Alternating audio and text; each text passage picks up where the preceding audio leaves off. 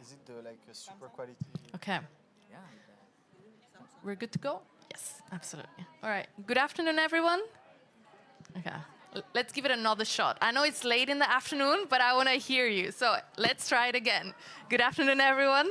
Hey. There we go. We got some blood going. Fantastic. I hope after lunch it's always a bit tiring, but hopefully you all got a little bit of coffee.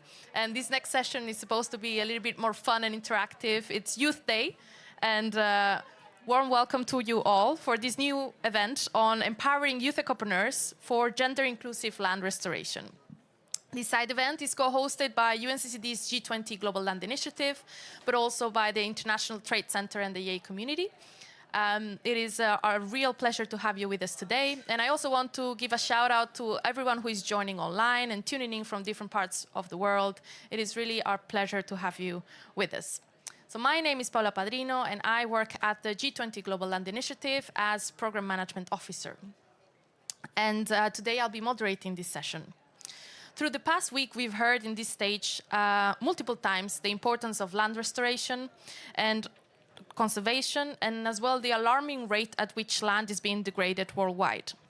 We have heard that global commitments and pledges by states in the international arena are that we are to restore 1 billion hectares of land by 2030. Although there has been some advancements taking place, we are still far away from achieving this goal. The recent UNCCD reports reveals that since 2015, we have degraded over 100 million hectares of land every year. So if we continue with this trend and we continue with the business as usual, we will need to restore between 1.5 and 5 billion hectares by 2030. Now, the G20 Global Land Initiative was established during the Saudi Arabia presidency a couple of years ago, and it is our mandate to promote land and to promote land restoration from across the world and achieve a 50% reduction of degraded land by 2040. As the Initiative Coordination Office, it is one of our mandates and it's one of our goals to promote young ecopreneurs who are working in the field of land restoration. We actively hope to promote, champion youth-led businesses who focus on integrated, sustainable and resilient land management. Now, how do we do that? Or how have we be working on this? So this year we partnered with the International Trade Center, with Google and WIPO and the EA community on the Youth Ecopreneur Awards. And this was a huge success. We managed to open a special category on land restoration where young ecopreneurs from around the world could apply and showcase their businesses as they have been working in this particular field. Today, I have the great pleasure to have with me on stage 4 of the finalists of these awards. And they are the proof, like firsthand, that land is in fact the land of opportunities. And that investing in land conservation and restoration, it's a profitable business opportunity. Like them, there are many young visionaries from across the world who are seeking to change the narrative. Now, I was at the Dubai Opera a couple of days ago, where there was a concert organized by COP. And at the stage, the moderator said that we cannot fight climate change without women, that it was impossible. So I want to raise the same point that we cannot restore land and we cannot fight land degradation without women, but not only without women, but without having inclusive gender policies with all genders in general. So today I want to have an open conversation with you all and hear about your experiences, your stories. What are the challenges that you are facing as young women ecopreneurs, but also as youth? So things that, what are the perceptions of land ownership as young individuals in your respective countries? How is the access to finance in the context that you're working? So all of these we are going to explore in the next hour. So without further ado, we will have a little bit of an interaction, and then we will open up the floor to the audience for any questions that you might have, and then we will have an open conversation on that end. So without further ado, I'd like to introduce our wonderful finalists of the Youth Ecopreneur Awards. So I'll start to my right. We have Mabuse Gisson from Ghana. And she is the COO of Somalife. So Somalife is focusing on leveraging modern technologies to conserve shea trees and restore lost ones, while also creating access to markets for smallholder farmers. Next, we have Max Fontaine, the founder of Bondi International, which focuses on restoration and tree planting in Madagascar, such as mangrove restoration, but also many other agroforestry projects. Up next, we have the winner, actually, of the Youth Ecopreneur Awards, Masroor Hossain from iPage Bangladesh. iPage Bangladesh is using technology and giving advisory service for farmers to make sure that they make the best use of their land with soil productivity and soil information. And last but not least, we have Makwena Moesi, the co-founder of Viva Organica from Botswana. It was established in 2018, and the company transformed organic waste into high-performance organic fertilizers. Now, the first topic I want to discuss with you both, and I'd like to pass the floor to Makwena and Mavuse. I would like to hear a bit from you about your entrepreneurial journey as both young women. I would like to hear your experiences and the challenges that you face as women in this particular sector. So I'll pass the floor to you, and so you can give us some insights. Thank you, Paula. Thanks for bringing us, or me in particular, all the way from Ghana to Dubai for the first time. It's great to be here. I'm Mao Sejisong, and just by way of introduction, I grew up in the poorest region in Ghana. It's called the Upper West region. So at the age of 9, I had to sell water in the local market to support my family. So that was a moment. I met rural women shea producers who walk about 32 kilometers each way to the market to sell their charcoal, shea butter, shea nuts, and other agro-commodities, and end up with no profit at the end of the day. Then I later realized that this is not even peculiar to my region alone. This is the reality of over 60 million women shea producers in the continent. They are in West Africa, and these women are the ones making it possible for us to have shea butter in our food and in our cosmetics. In fact, this same industry is projected to be worth $3 billion by the end of 2027. But the farmers who are doing all the magic live on less than $2 daily with their household of 5 people. $2 daily with 5 people, you can just imagine. So now what I saw as a side effect of this problem is that because these farmers are poor, they go on to cut these same valuable shea trees for charcoal production. 80% of charcoal from northern Ghana are from shea trees. And the International Union for Conservation of Nature has listed shea trees as vulnerable, and it's on their red list. And so if nothing is done about this is go extinct. So I decided to empower these women out of poverty and also ensure that they sustainably manage their business by setting up a social enterprise called Summer Life, as she mentioned. So we are an agri-tech company. We are creating transparency and traceability in the shea value chain while increasing the income of these women shea producers through innovative financing, market access, and agroforestry. Then we connect them to international food and cosmetic manufacturers who also have been compelled by their government, which is a good thing for us, government and customers, to be responsible and report on their social and environmental impact. So we digitize these farmers and then connect them to these food and cosmetic manufacturers who pay them premium. Now, when it comes to the issue of climate change, it's very visible in Ghana, especially where I come from in the Upper West region. Farmers rely on rain-fed agriculture, and 80% of the population rely on farming, or they are peasant farmers. And we witnessed this problem, and we saw that we have to find innovative means to solve this problem, starting with the shea value chain. A typical shea tree live up to 100 years and produce fruits for that 100 years, so when it grows. So it is just better off being alive and producing nuts for food and cosmetic than it being cut down for quick income. And we realize that if we don't do anything about it, there will come a day where these 60 million that I've mentioned, smallholder farmers, the women, they represent household in West Africa. Imagine if their source of livelihood is cut. We are not ready for the impact this will have on the continent. So we are using our software technology called TreeSight to conserve shea trees and protect restore lost ones by empowering these women to do this. So the first activity is on protecting existing shea trees. Here, we work with communities to establish community-based parklands. And so we start with speaking with community leaders to sign conservation agreements. And then they allocate, on average, 20 acres of parkland or eco-forest, with at least 80% of share trees in them. The other trees there are some indigenous trees like neem, cashew, and these and the other crops, other trees. And then we work with the women to now protect these areas, use our software to map these fields away from deforestation of any kind. Then the second effort is on restoration. So here we support the farmers to raise early maturing share seedlings for transplanting. You know, share grows in the wild. Nobody owns them. They are the ones that have been naturally regenerated, but we are working with the Ghana Cocoa Board. They have a unit that is set up for research into share.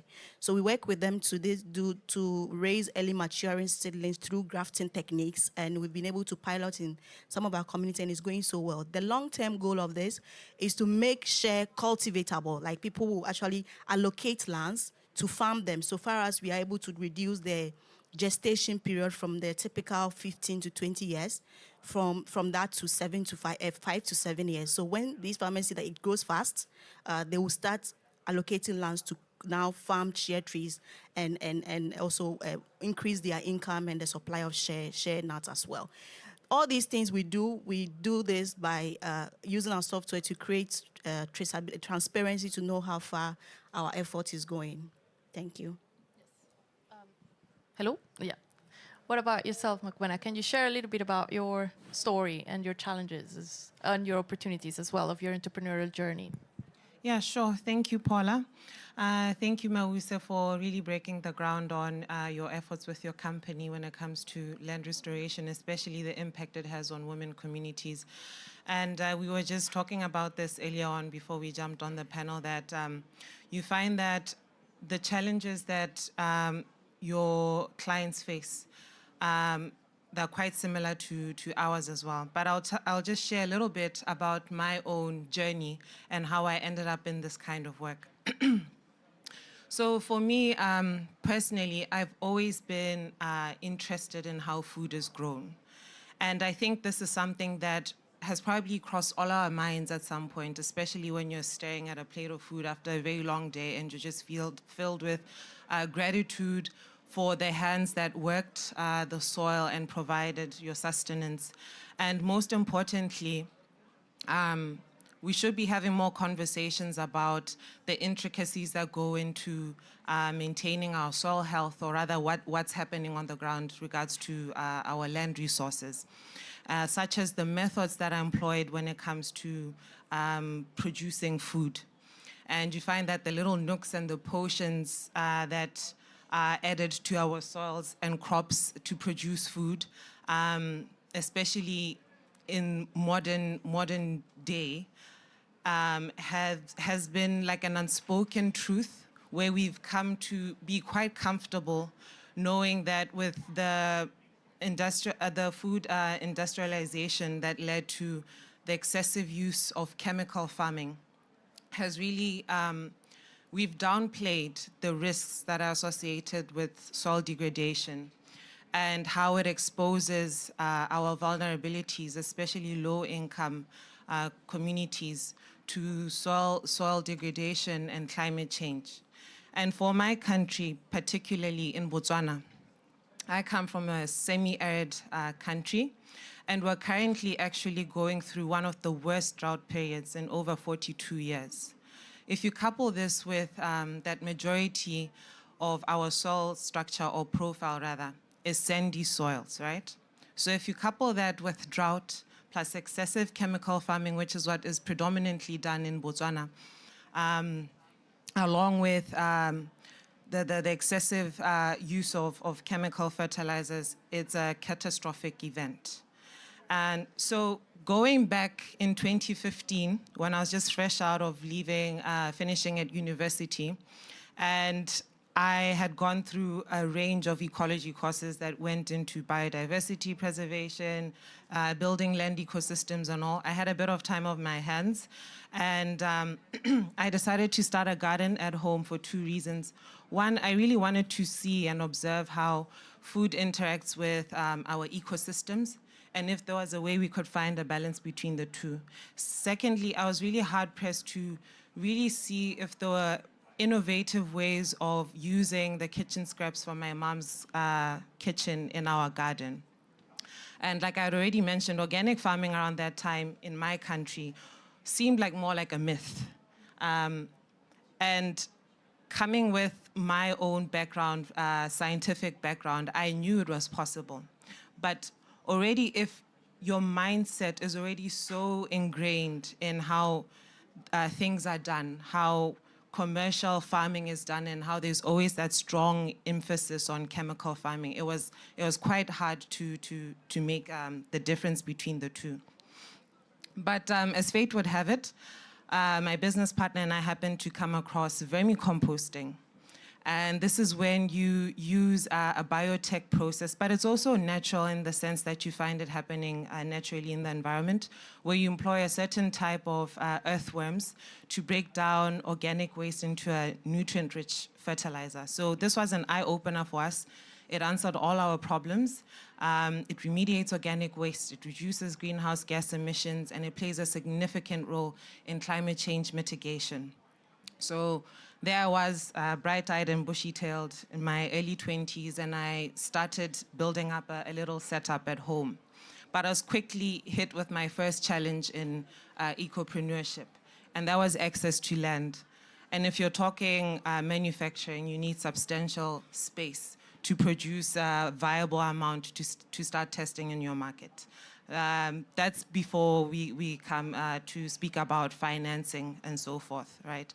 But through our efforts, and I bring up this in conversation just to highlight that as much as this was one of my challenges as a young ecopreneur, not necessarily because I'm female, but it's something that I thought to highlight that especially that we came to learn through the farming communities that we worked with.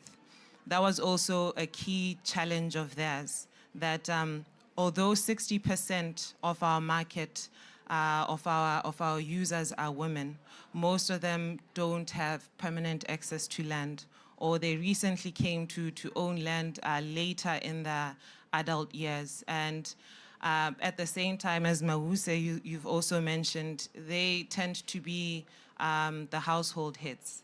They are nurturers at home, and farming isn't their primary source of income at the time. They also have to grapple with maintaining a 9-to-5 as well.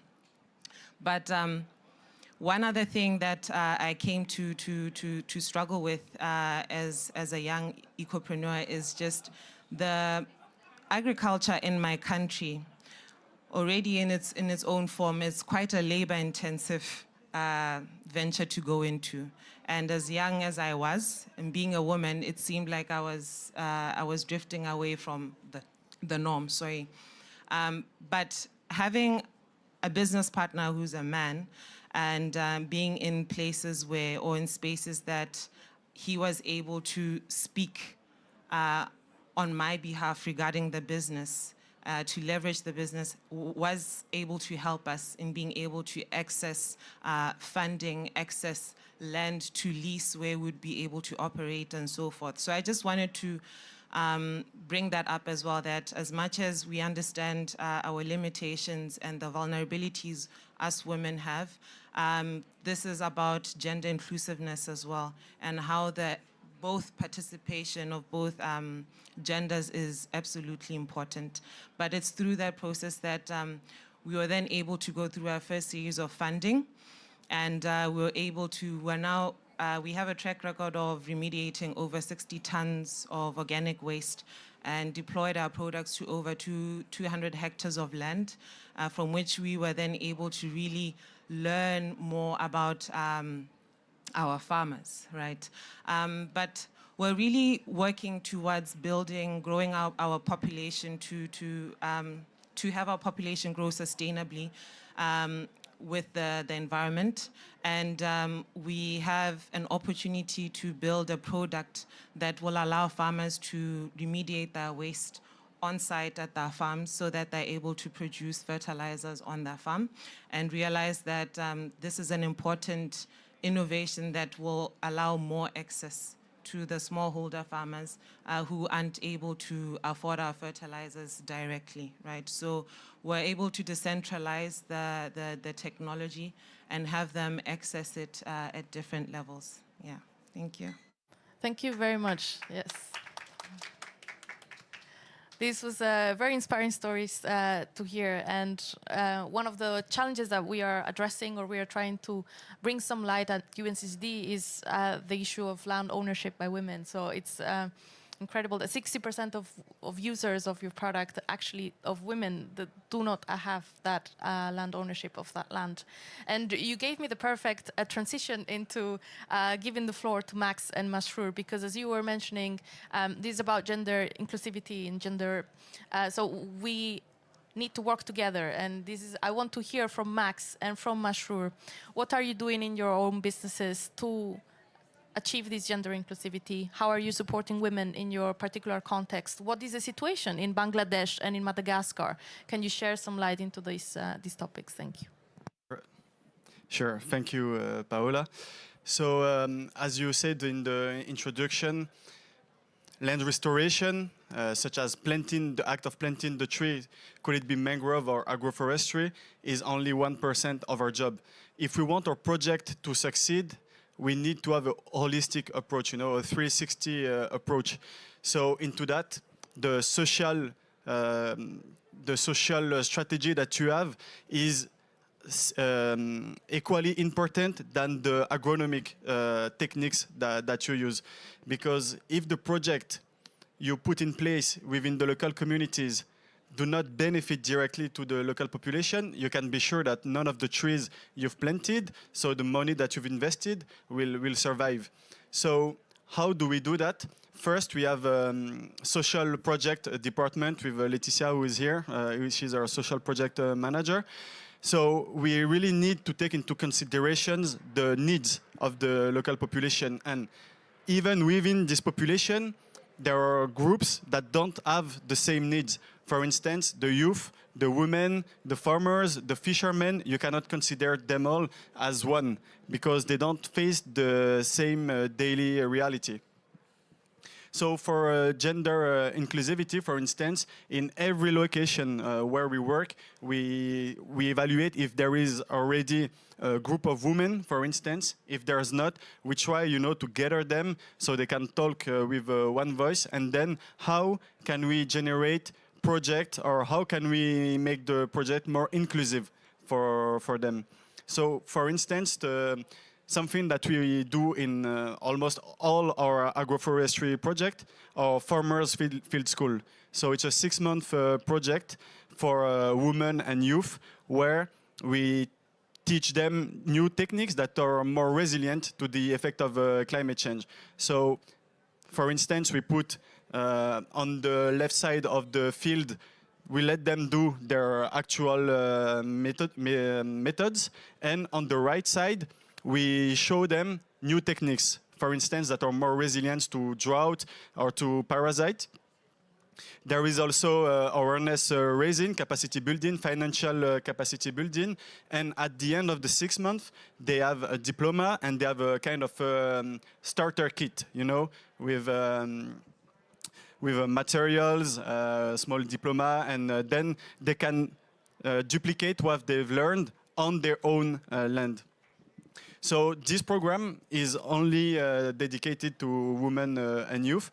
Then also in our operational projects, we try to do our best to include the most women workers. For instance, when we make mangroves tree planting, way more than half, or 75% of the planters are women, you know, because at the end of the day, I'm sure it's like that in many other countries, mostly in Africa.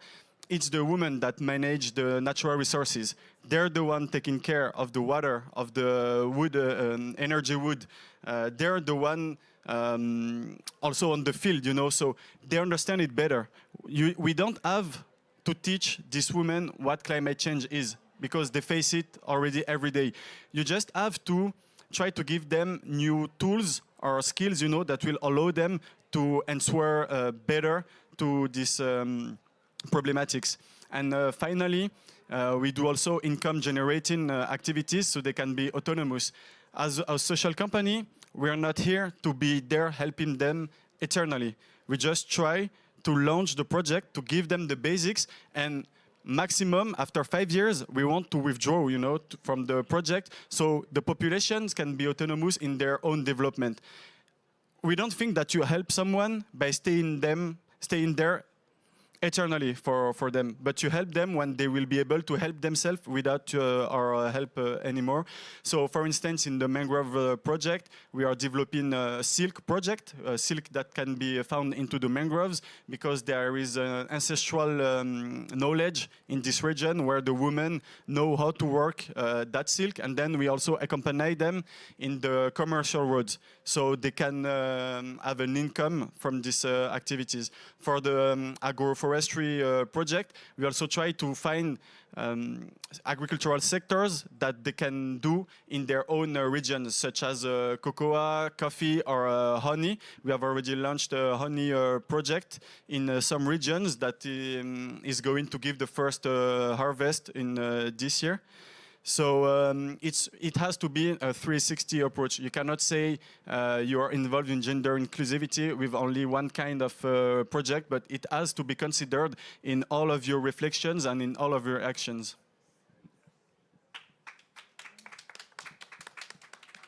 Not sure. Oh, you have the mic. So thank you, Max. I totally agree with you. And just reflecting from that point you just mentioned, we don't have to teach the impacted communities, the farmer, the female farmer, the male farmers about climate change, because they are already experiencing it. But we need to introduce knowledge and tools so that they can actually overcome that situation.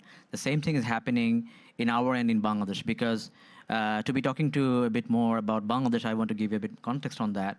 So we are one of the most climate vulnerable nation in the world. We are, in fact, the 7th most climate vulnerable nation in the world.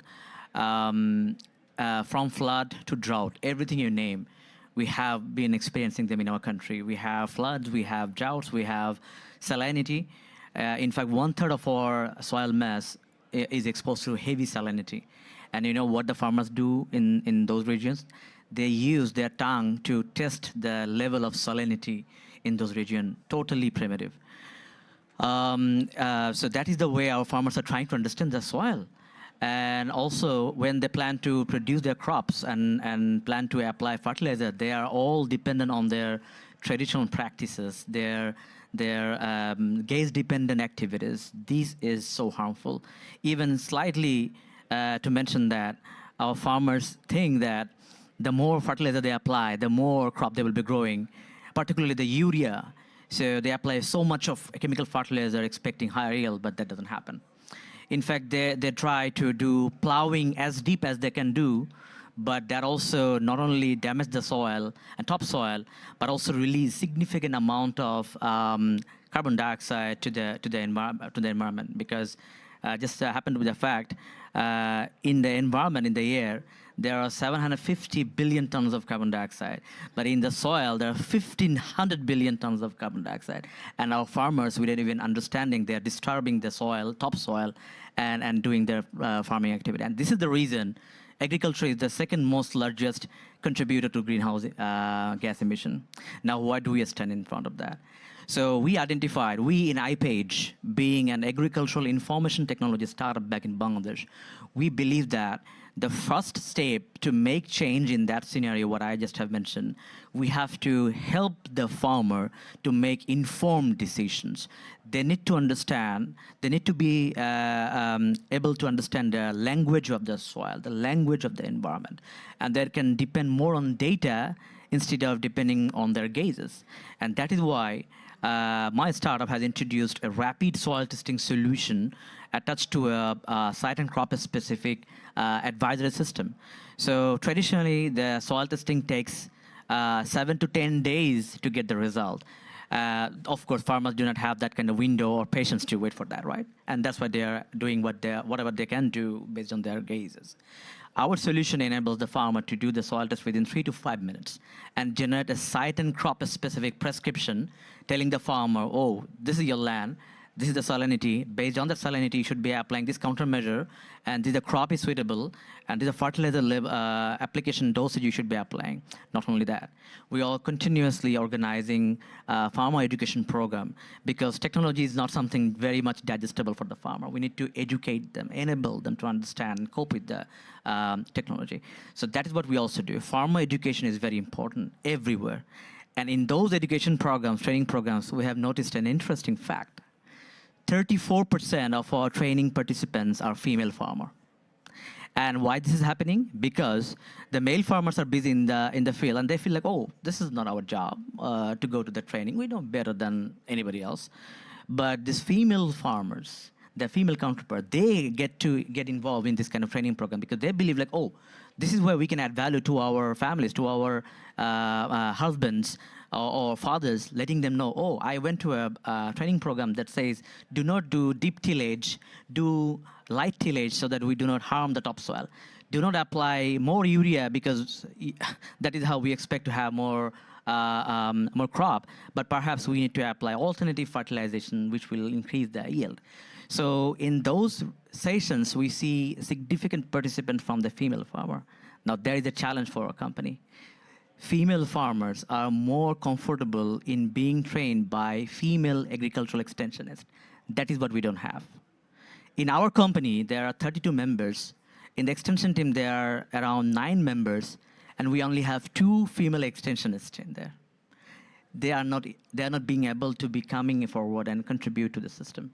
So I believe in this discussion, we can talk more about how can we enable them, what are the challenges in the way of engaging more female farmers, engaging more female extensionists in the process so that we can disseminate more actionable information for the farmer, starting from the female farmer. Do you want to maybe answer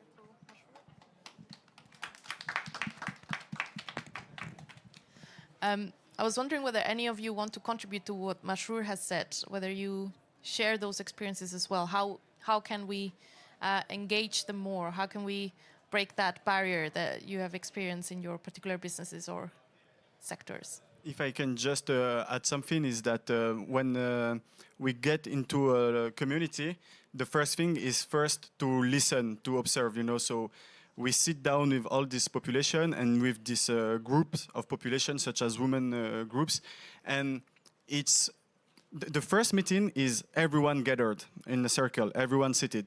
Then we break down into different groups, and I agree with Masroor when you say that when we prove them and we show them that we consider them as a group, as a women group, and then only then the tongue, can start to say what they really mean, and it's where the magic really happen, And during these small meetings, I think even for them, it's an opportunity to have a place, a safe place to express themselves.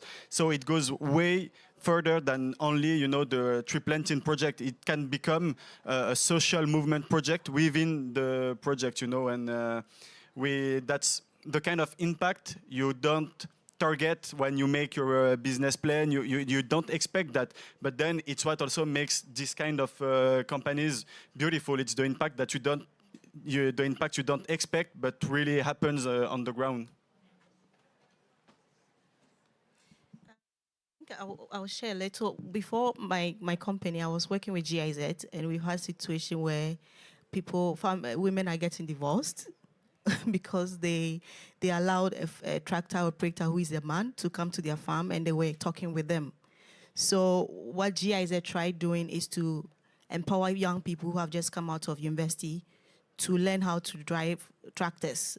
I remember during the launch of that, I had to drive the tractor to open it up for young ladies that time. I was so scared when I got on.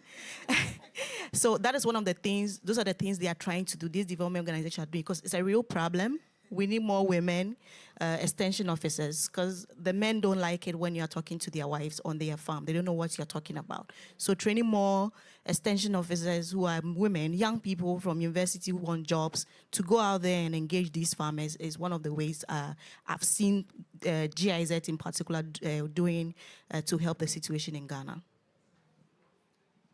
Very insightful. I'm trying to imagine if we have a similar case back home, like with having a huge gender disparity with extension officers. But I think it's not as bad as you have it in India. But one thing I wanted you to expand more information on maybe is also why again you find that with your extension officers there's a very low uptake of female extension officers. So perhaps the problem starts from home and the encouragement young women are getting in terms of the kind of education or careers they should venture into.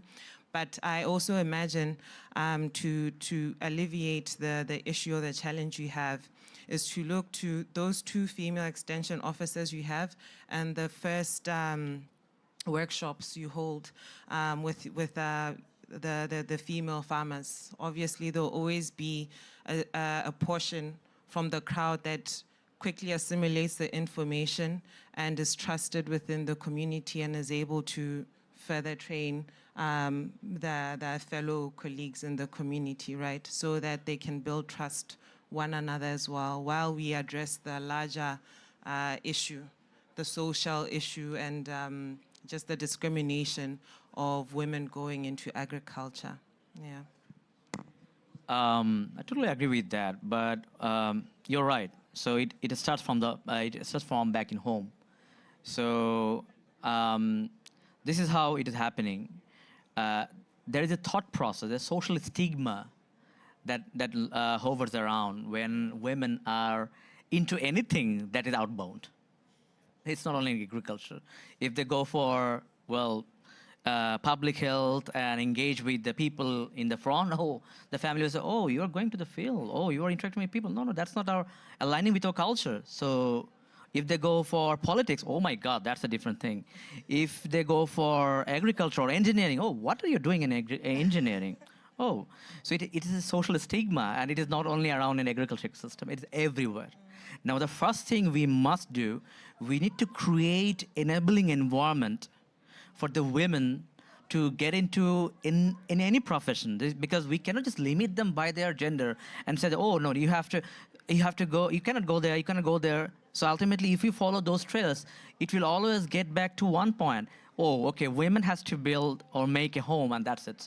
So much superstitious and contiguous. We need to come out of that thing. And I see us, young Ecopreneurs, we can actually be in the forefront to change that scenario. Because, how do I put it? So a couple of days ago, I was interviewing a team member who later eventually joined in our extension team. She was the second one. So I was asking her, okay, so are you okay in going to the field, training the farmer? She said, yeah, I'm fine. So I had to ask her, are you okay? Is your family okay in doing that? She said, yeah, I guess so. So I had to ask again, well, this is where we are going to send you. There are farmers in the remote part. They need female farmers in the remote part. They need to be trained, equipped, and understanding their soil, their environment, and eventually help their farming practices. And they said, okay, I believe that's a bit challenging, but I can look into that. So we have to break it down piece by piece and portray their real scenario. And also, we need to let the families know that going into the engagement of agriculture doesn't make your daughter or your wife less important in the system. They are important. They are as important as their male counterpart, full stop. And we can actually create policies within our companies that will enable a more female or women engagement in the extension activities, in the entrepreneurial activities. I see that there are 2 women entrepreneurs here. I feel so strong because I think Max will be having the same thing. So we feel so strong because we can now discuss, oh, so just now this is what we are experiencing with our female staff, so how can we deal with the thing? And Maguin or Maosim perhaps can come with their experience and, oh, no, Mashro, you can just do this thing in this way. You see, this is how the paradigm is being changed. We need to bring more open-minded, more progressive youths in the system so that we can bring mechanism, policies, capacities in bringing more women and participation in the efforts. No, absolutely. And youth entrepreneurs, you're placed in the very good position, and you're growing your businesses and being the leaders of change in this sense. So keep on doing the great work, and also you learn from one another. So that's also a great opportunity to see how other people are doing it. How are you doing in different countries? Because you might share cultural experiences or cultural backgrounds, or some things might be different. So this is very important as well, to have that shared experience. I would like to move on now to the second sort of part or the discussion, which is to move a little bit outside of the gender contributions, but to hear a bit from you about the challenges as youth. And youth, you have an idea, a business idea. How did it get from that idea to actually developing the business? Were there any challenges that you experienced? It could be regulatory frameworks in your own countries, perceptions as the youth not being taken as seriously as somebody who might be of an older age. So how did you navigate those scenarios? What are the things that you've learned? And a final point, after you do your speeches, I would like to hear from you one piece of advice that you would give to a person who might be watching this at their homes and they have a business idea, but they are not sure whether to go and do their business. What would you tell them? What would be one piece of advice as a young person who wants to have a business? So perhaps I can pass the floor to Mavuse, and then you can address this. Thank you. Yes, thank you, Paula. For me, I've had so many challenges. I think I'll start with the fact that I'm young and also a woman working in the northern parts where women are not valued, basically. And then here I was with my little idea. I said I was going to transform women. Are you joking? I remember when I started, I was the only one before we got other people joining. And then it meant that going to remote communities, driving on my bike, sometimes even crossing rivers with it. I thought I could even die one day. And then going to meet traditional leaders who they speak your language. We all speak the same local language. I speak local languages, and then they go like, she's a lady. First, I don't want to speak to a woman, so talk to this guy to translate to me. When we are all speaking the same language, basically, and then when this person does the whole translation, which is unnecessary, they are not sure if they should even allow me to work with their women. And remember, you can't go to a community and start working with them without the leaders. They have to accept you first before you sit with the women. The women won't come out if men don't give you a thumbs up. So I had to go back home. In fact, I almost didn't start Summer Life because of this. Two reasons. The road is bad, poor road network. I'm a woman. Anybody can just do anything to me on those lonely roads that I don't see my fellow woman on the street. And then men who don't even think I am worth their minutes. But I had to go back and I said to myself, the only reason you are doing this is because you've seen a problem. You love your mom. My mom is an inspiration here. She's been through it as a single mom, taking care of 6 kids. And this is the time where you can give back to more women. So you've seen a problem, you have the drive, go for it. So I had to design my communication in a way that puts these men in the light. So I'll still talk about how if a woman is getting money, if you'll be less stressed, it means you can spend some time probably marrying a second wife, which is what they do when they get extra money there. And she will take care of the women, the kids, education. You have less stress to deal with. So allow these women to work with us. We have something in store for them. Before they could allow me to even sit with the women and even start our project. And it was very, very tough discussions to have with these men. And now, with the result they are seeing, they want to talk to you. That's a good thing. Now, those leaders who used not to want to hear me now want to talk to me. There have been days where they send me yam. They send me yam as a gift, and it shows that we are actually doing something. And for me, I will say we shouldn't give up, because these are women we are talking about. They are underrepresented. Even where I come from, if a woman has property, she has to put in the name of the husband as a way of not getting this social stigma, right? So pushing for this is a tough job we are doing, but we are not going to give up. The second thing challenge I've had is with finance, okay? Many investors are men. and they are scared maybe I'll get pregnant and leave the business for a year or half. So they rather not invest in me. I started all with so much energy, and I faced so many challenges that pushed me to quickly innovate, right? I had good ideas, good energy, but I first realized that I need to put in extra effort to get investors' money. I don't have any woman investor yet, but think about the investment we've raised. It's all for men. It was not an easy journey to go on. But with the little we've gotten so far, we've been able to, help more women, 10,000 women so far with agroforestry skills, and even increasing their income to 21% by connecting them with these fair international buyers. And I still have positive outlook. I'm still expecting to work with some partners who believe in investing in women-led business like mine to come on board to help us scale this to more West African farming communities. Thank you. We are very happy you didn't give up and that you kept going. So over to you, Max.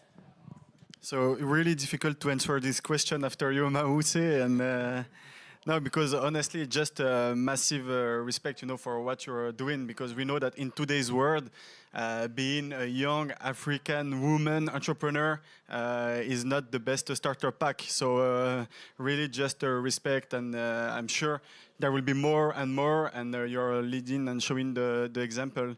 For the youth question, in Madagascar, we have also a really, really specific context, because ancestors have a really, really big meaning traditionally. We really have that culture of the elders. I really like this culture. I'm proud of my culture, but that doesn't mean that it should reduce the youth influence, because half of the population in Madagascar is less than 25 years old. 40% of the population is under 18. So we are the living strengths, of our nation. And it also happened to me sometimes that, for instance, in a meeting with a minister, he called me. He said, "Yeah, you have the same age as my son." So you can think it means anything, but if you think, it's really infantilizing, saying something like that. Because I wasn't there, to talk with I don't need a new father, I was there to talk to a minister, and I wanted to talk about project development. But by saying that, it was only reminding me that, yeah, you have to keep cool, you are the same age as my son. So we are used to it because we grew up in these cultural values. But then, with the time and with the actions that you prove, today we are 150 full-time collaborators in our company, and the mean age is not above 30 years old, So it's a real youth that are united to take their fate in their hands, and we really feel this, this vibe, and we are really proud of being a really young team. On the executive committee, also a lot of young people. So we know that our decisions, our actions are not only a game. We are in the real life, it's real business. We talk with high-level stakeholders, we talk with farmers that are older than us, but we respect them, but we know that our age shouldn't be, something that reduces our influence. So with the time, you gain more and more confidence, and now I don't even think about it anymore. Thank you very much, Max. Masroor? I totally agree with you, Max. So it seems like the ecosystem, the government, the buyer, they don't trust us. The young people like, oh, you are young, so you don't have experience. You don't have, of course, transactions. So they seem to be not relying on us. So this is definitely a challenge, and I would try to be more specific on these challenges. So I slightly disagree with Mawisi on the point that we don't have finance. In fact, there are finances in the system For example, the World Bank has disbursed around $3.8 billion in climate financing this year, but clearly it didn't reach out to Mawisi or to me, to Max properly, or to Magwena. Why? Because number one, I believe there is a policy gap for failure-friendly, long-term patient finance.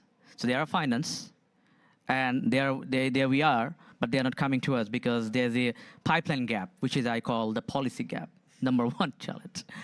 The number two challenge that I always talk about is we often talk about a lot of policies, or we have policy on that, let's develop policy about that.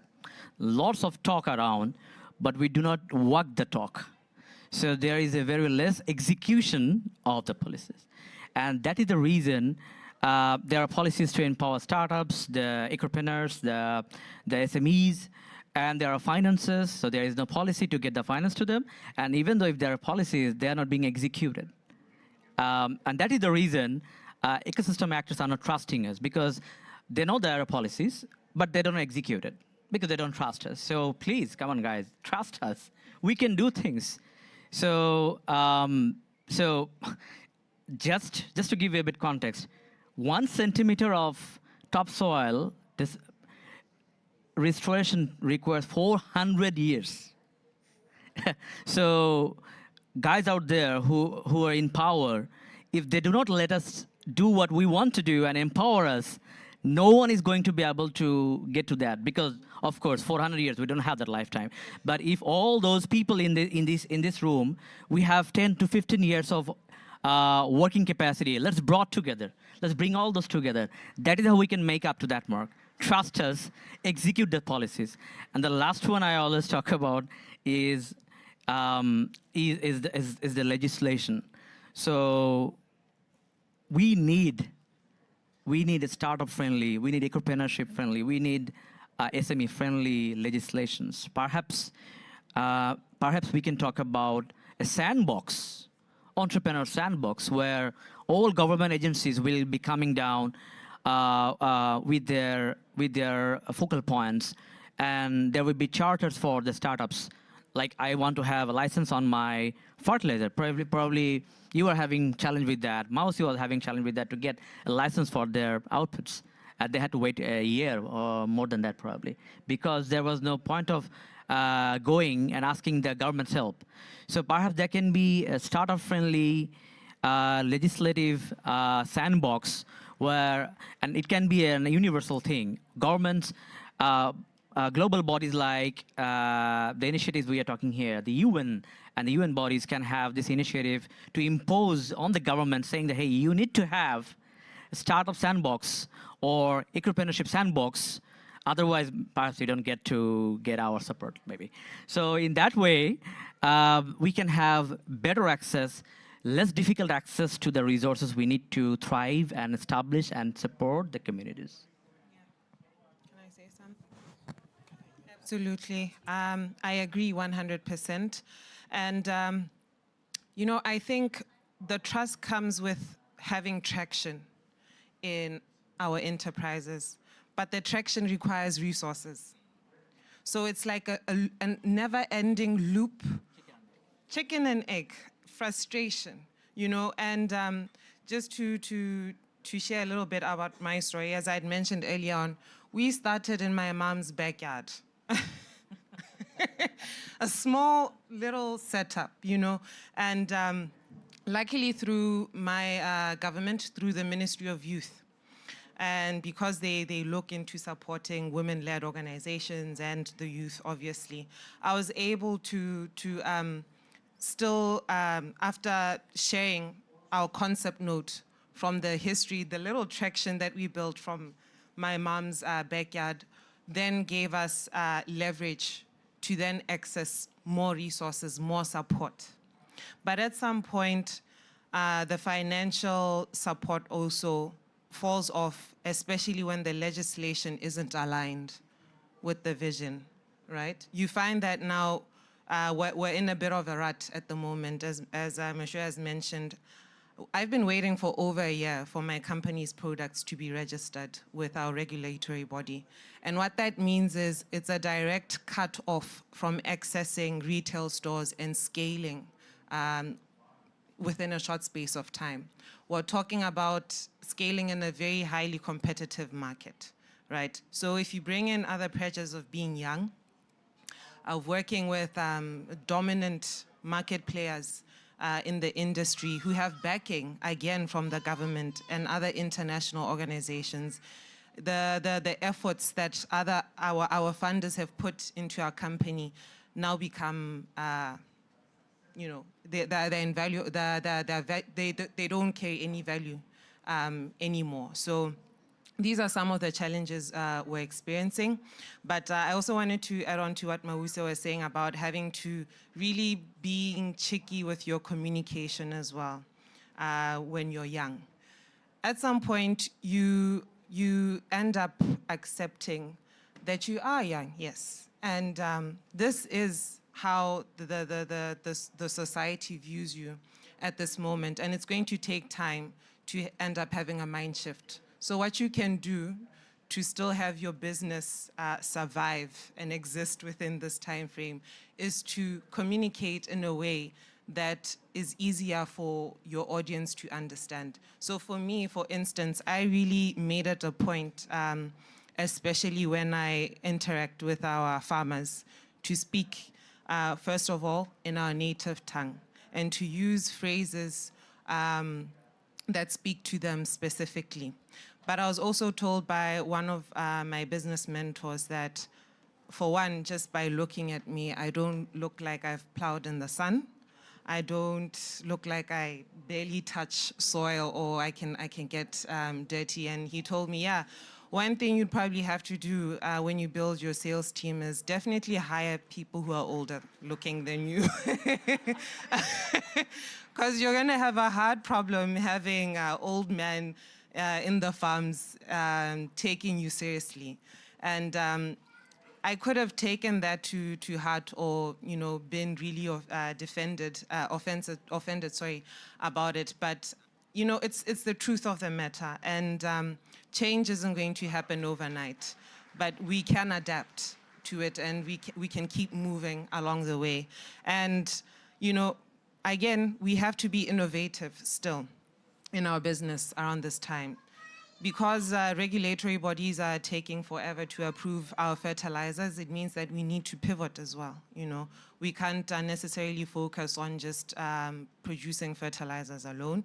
And that's why actually to form part of our community engagement as well, we recently partnered with an NGO that works in conservation to start rolling out training programs to offer to our community, both in peri-urban areas, but also in farms, to really bring information to them on how to build regenerative farms and sustainable agriculture practices. And, also looking into diversifying our products by bringing in climate resilient seeds and biopesticides. So it's always about pivoting, but without saying, it can get quite lonely. It can get really frustrating. And yeah, there's only so much one can take before they break. So definitely there has to be some action that's taken with this, yeah.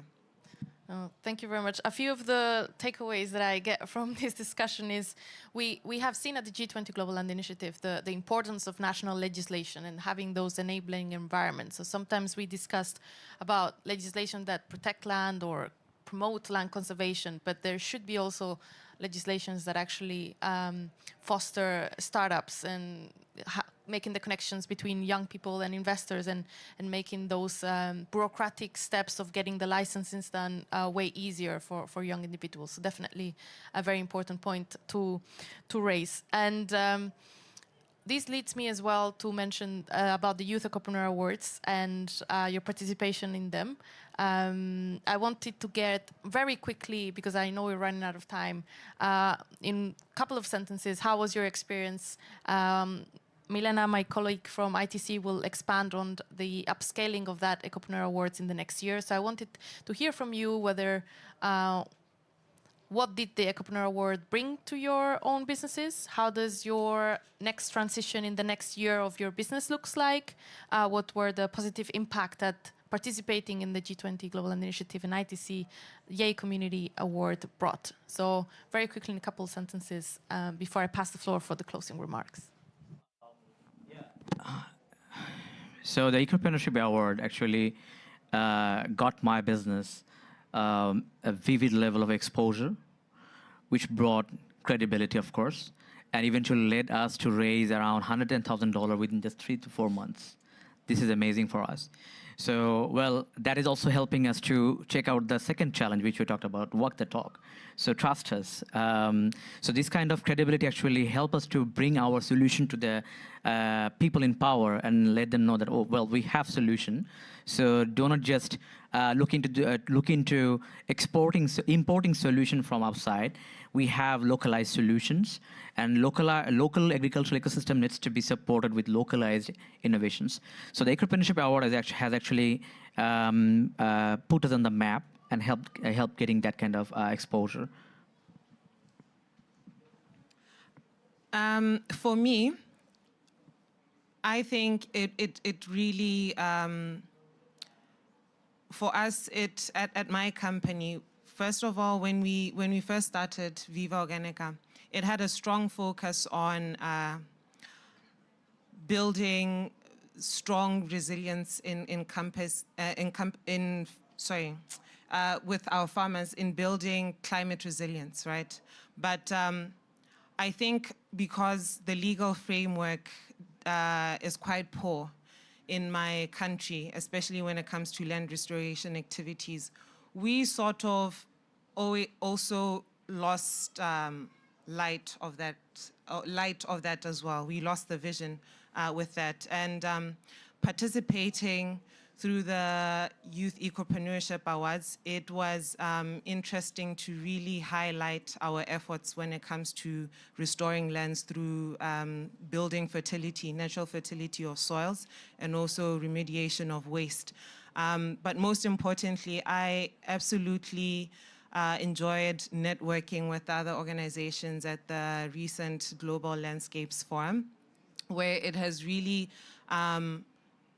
given us time to look into building a business model that really encompasses capacitating our farmers in building agroforestry-centric farms back home, and also realizing the potential that it holds, both economically and for the environment, and also just basically seeing that it is doable, it is practical, and because we've always been dubbed as a semi-arid country doesn't mean it has to stay that way. Yeah. For me, two highlights, partnerships. So when I went to the World Export Forum in Mongolia, I met a rep from the Dutch organization that is based in Nigeria, and he's already interested in helping with our scale up to Nigeria, because Nigeria is one of the leaders in share production in West Africa. So he's really interested in that. The second one is getting a pro bono legal service from Sidley. I tell you, it's not, we've paid for legal service before, and it's not an easy job. But Sidley has already started reviewing our term sheet, and we are very grateful for this opportunity. Thank you very much. And I think they deserve a big round of applause after their contributions. I'd like to open the floor just in case there's any questions from the audience before I pass the floor to our colleagues from ITC for closing remarks. No, it's late and people are a bit tired. So, yep, one over there and two actually. So we'll start with, if my colleagues can pass the mic, that'll be great. Thank you. So just present yourself and then make the question. Hi, I'm Ashwina, and my question is to Mr. Mashroor. How does iPage, under your leadership, promote gender inclusivity within its ecopreneurship initiatives in Bangladesh, particularly in the context of land restoration? Thank you for the question. Yeah. I was expecting something like that, because when I say that we are trying to work, so people might be asking, well, how are you working? Yeah. So, so some solid points. Number one, when we engage female extensionists in the team, not only for female extension, any female team member works in the company, so we have some special HR policies for them. One I can mention, any female team members in our company working for us enjoys 3 days of menstrual leave if they ask for it, and it's mandatory for everybody. We do care about our team members, and this is where we think we can bring inclusivity. So this is one way of doing that, and iPage is one of the very few startups in Bangladesh who is doing this thing. Another policy is that when working with our female farmers, right now we are trying to incorporate them within our system in a more empowering manner, saying that if a farmer's wife or a farmer's daughter or a farmer's mother come to the program of the training and they are enlisted within our system, they usually get priority access to our B2B actors. For example, when banks are asking us to give us some investment-worthy farmer, we bring those farmers who are presenting their wives, their daughters, their mothers as a co-worker within their registration on our system. So that is the way we are letting the community know that, well, those days are long gone by where you will keep your better halves, your daughters, your moms in a silo and come and say that, oh, we do everything, so let us know. Those days are long gone by. So this is the second way. Another way we are recently in the process of adopting within the company. So, when we provide advisory to the farmer, so it goes to the farmer in form of in-person or also digitized process. Right now, we are trying to make this kind of advisory specifically to the farmers' spouses or their daughters or aged daughters to help them receive the information firsthand and then disseminate the information to their better half, to their farmer husbands or farming sons. Because, well, they might not be given the chance to go to the field and negotiate terms on behalf of the farmlands, but if they have the knowledge, if they seem to be the one who knows the ground and can talk about the policies, talk about the benefits, talk about the access, they will be valued. So disseminating the knowledge to their female counterparts is another way we are trying to incorporate within our system so that they will become valuable, empowered, and can contribute more. Yes. I think there was one more question. We'll take that one from the floor, and then we will... we need the microphone from our virtual audience who are joining us. Excuse me. Good afternoon. I'm Mambabu Sow from the Gambia, from the NGO Association of NGOs called Tango. I quite agree with my sister here that land restoration is global. We in the Gambia, we are facing salinity, too much salt due to salt intrusion into our rice fields. So this is also difficult for us to restore the land. So I think we have to share it, our experience, and how to solve it. This is why we are pushing more on loss and damage for them to try and compensate with the most affected climate change victims. Yeah. Thank you very much. I think with this we'll pass along to our counterpart, Milena Niehaus from the International Trade Center. Milena, the floor is yours. Thank you, everyone, and also really thank you for this insightful panel. And I could actually relate to also a lot. One of the projects we did with the International Trade Center was actually also in the Gambia on women empowerment in the rural area and seeing like the market linkages. How can we connect farmers better with the market and like all these logistical chains, right? Which we also touched upon how important it is to deal with all these regulatory processes and making these market linkages happen. But yeah, thank you, Paula, again for the introduction. My name is Milena Niehaus. I work for the International Trade Center and at the youth team. And for those who don't know the International Trade Center, it's a UN agency which is really specialized on supporting small and medium-sized enterprises. So everyone here on the panel, basically. And we are a joint agency of the World Trade Organization and the UN. And we are really at the forefront of driving trade development and competitiveness for those enterprises. And we are really focusing on fostering an inclusive and sustainable economic development with a particular focus on vulnerable communities, but also women, youth, people with disabilities, to make sure that everyone is actually connected, able to contribute to a really sustainable development and economy. And why is this actually important is small businesses do make up to 90% of businesses around the world and 2/3 of all jobs.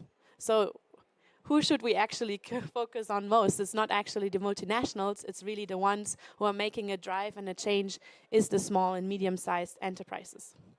But one can see that these are actually suffering disproportionately from climate change, especially the SMEs led by women or young entrepreneurs and indigenous people.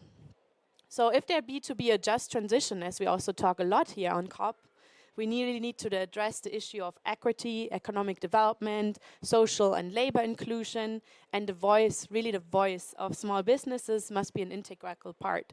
And we, not only the voice of small businesses in general, but especially also the youth, of course, because who is the driving force for the future? It's the young people. Yeah, and so what do we actually do? We support small businesses in their competitiveness by providing tools, technical insights, access to finance elements, and mentorship. So especially on women, we also have an initiative on she trades to have a gendered lens on trade. And where I'm from is the youth team. So we actually really focus on empowering young people, and they're at the forefront, it was already mentioned, we have the Ye community, which is a global community for young entrepreneurs. At the moment, we have more than 40,000 members around the world and some localized chapters as well. And we really see young people as the driving force for our future. And we realize that they struggle with a lot of barriers. We also have discussed today. And one of the practical things we now really proud to announce is that we now want to really do more, scaling up the Youth Ecopreneur Awards to a whole program. So the Youth Ecopreneur program, which is really embedded into the community, which will have different types of support in regards to scalability, what is needed, legal advice, but also IP. We realized a lot of people don't protect their companies' names, their companies' intelligence, so that's really important. And also providing seed funding in the upcoming program, because we heard it a lot, Mause, we listen to you, we are aware seed funding is one of the key issues everyone is struggling with. And that's why we also focus on the finance aspect, but also welcome more partners to join, to have also more impact investment, because finance is always a struggle. So what we are really proud to announce, and here's a QR code, is you can actually already register. The call for application will come out next year in February.